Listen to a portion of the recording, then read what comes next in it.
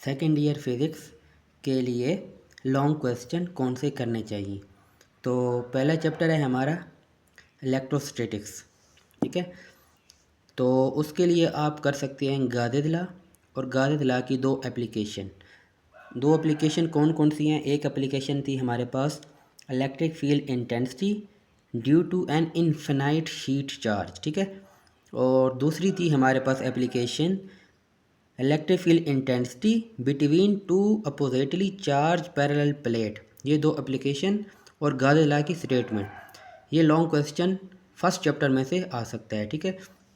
अच्छा, second chapter कौन सा है हमारा, वो है करंट इलेक्ट्रिसिटी, ठीक है। करंट इलेक्ट्रिसिटी के चैप्टर में से जो लॉन्ग क्वेश्चन आ सकता है वो आ सकता है व्हीटस्टोन ब्रिज, ठीक है। और दूसरा आ सकता है पोटेंशियोमीटर, ठीक है।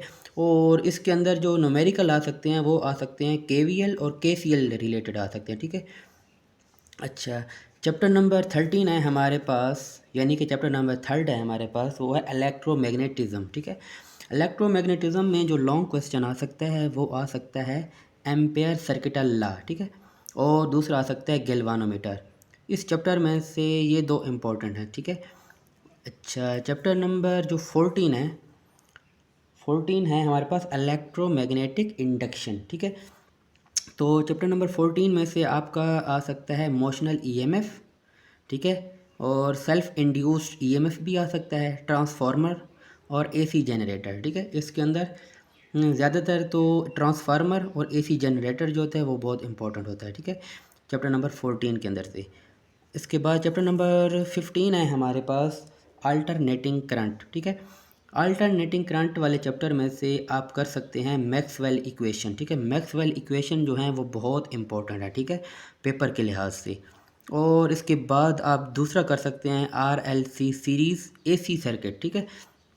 इसका दूसरा टॉपिक ये आप कर सकते हैं आप। अच्छा, जो चैप्टर नंबर जो 16 है हमारे पास, उसके अंदर जो लॉन्ग क्वेश्चन आ सकता है वो है एनर्जी बैंड थ्योरी का। सिर्फ एनर्जी बैंड थ्योरी ही इम्पोर्टेंट है, ठीक है, चैप्टर नंबर 16 के अंदर से। तो इसके बाद है हमारे पास चैप्टर नंबर 18। अच्छा, चैप्टर नंबर जो 17 है हमारे पास वो है इलेक्ट्रॉनिक्स, ठीक है।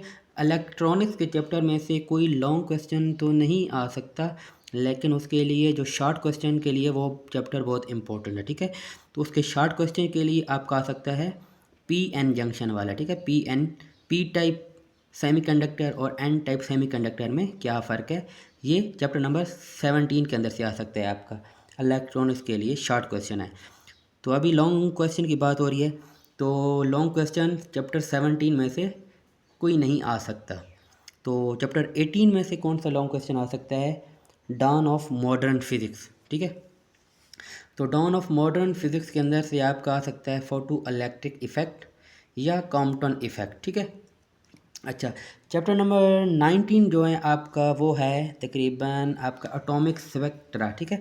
एटॉमिक स्पेक्ट्रा वाले चैप्टर में से कोई लॉन्ग क्वेश्चन नहीं आ सकता मेरे ख्याल से, लेकिन उसके अंदर से आप शॉर्ट क्वेश्चन कर सकते हैं, ठीक है। तो उसको भी आप स्किप कर सकते हैं, चैप्टर नंबर 17 को भी आप लॉन्ग क्वेश्चन के लिए स्किप कर सकते हैं। तो चैप्टर नंबर जो 20 है हमारे पास वो है हमारे पास न्यूक्लियर फिज़िक्स। तो न्यूक्लियर फिज़िक्स के अंदर जो लॉन्ग क्वेश्चन है हमारा वो है half life and rate of decay, ठीक है। ये लॉन्ग क्वेश्चन जो थ्योरी बेस्ड हैं ये आप कर सकते हैं, ये बहुत इंपॉर्टेंट टॉपिक है, ठीक है। तो इनमें से आप जो स्किप कर सकते हैं वो कर सकते हैं आप चैप्टर नंबर 17 और चैप्टर नंबर 19, ये दो चैप्टर आप लॉन्ग क्वेश्चन के लिए स्किप कर सकते हैं।